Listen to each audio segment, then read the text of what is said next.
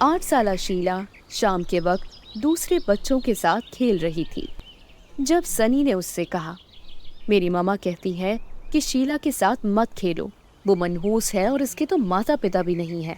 शीला की आंखें भर आईं और वो रोती हुई घर चली गई। घर में उसके ताया, ताई और उनकी एक बेटी मानता रहती थी। ताई और मानता शीला के साथ बहुत बुरा रवैया रखते थे। मानता शीला से अपने सारे काम करवाती और जरा सी गलती पर उसे बहुत मारती। ताई भी शीला को कुछ खास पसंद नहीं करती थी।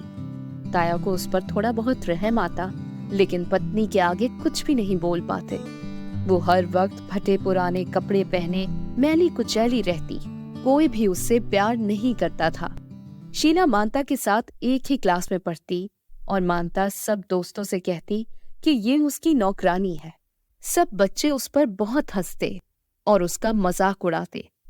आज जब शीला और मानता स्कूल से लौटे तो मानता ने माँ से कहा कि कल उसके स्कूल में पार्टी है और उसे नया सूट चाहिए। माँ ने उसी वक्त उसे नया सूट दिलवाया। लेकिन जब शीला ने कहा कि उसे भी नए कपड़े चाहिए तो ताई ने उसे डांट कर चुप करवा दिया। शीला अपने कमरे की खिड़की के सामने कुर्सी पर बैठी मेज पर सर रखे रो रही थी। कमरे में उसकी सिसकियां गूंज रही थी। सामने ही आसमान पर पूरा चांद चमक रहा था।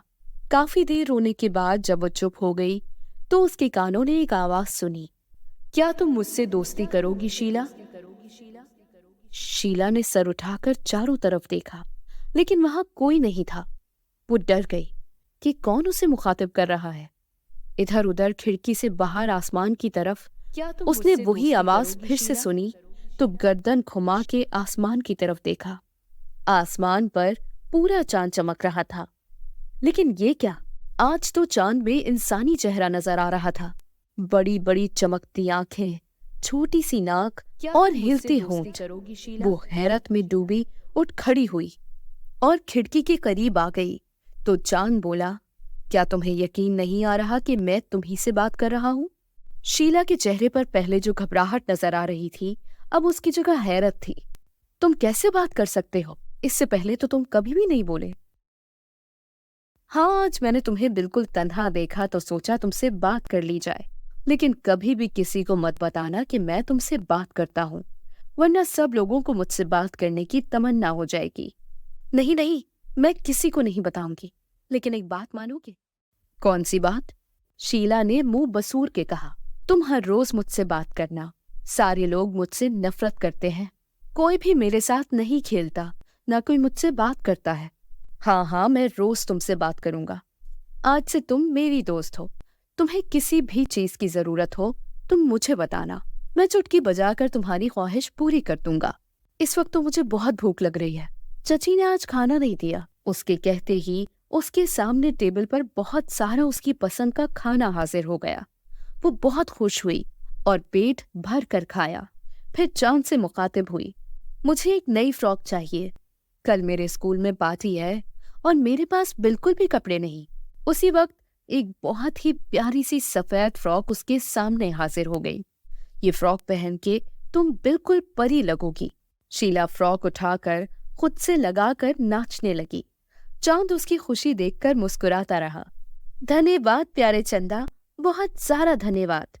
वो हाथ फैलाकर घूमते हुए चांद का शुक्रिया अदा करने लगी। अगली सुबह जब वो वही खूबसूरत फ्रॉक पहनकर तैयार हुई और मानता के साथ स्कूल जाने लगी तो सब घर वाले बहुत हैरान थे कि कल ही तो चची ने उसे नए कपड़ों के लिए मना किया था, तो आज उसके पास नए कपड़े आए कहाँ से? लेकिन उसने किसी को कुछ नहीं बताया। स्कूल जाने के बाद वो सारे बच्चों में बिल्कुल अलग लग रही थी, बिल्कुल परी जैसी। सब हैरान थे। वो सारा दिन खुश खुश फिरती रही। अब हर रात वो चंदा से बातें करती रहती, अपनी खुशी भी चंदा के साथ शेयर करती, जिसे सुनकर वो भी खुश हो जाता और अपनी तकलीफ भी उसको बताती। उसकी तकलीफ पर चंदा की भी आंखें भर आती। वो उससे अपनी पसंद की चीजें मंगवाती और चंदा उसे खुशी खुशी हर चीज जादू से लाकर दे देता। उसे किसी दोस्त की जरूरत नहीं थी। अब वो हमेशा साफ सुथरी रहती, अच्छा खाना खाती और खुशी खुशी रहती।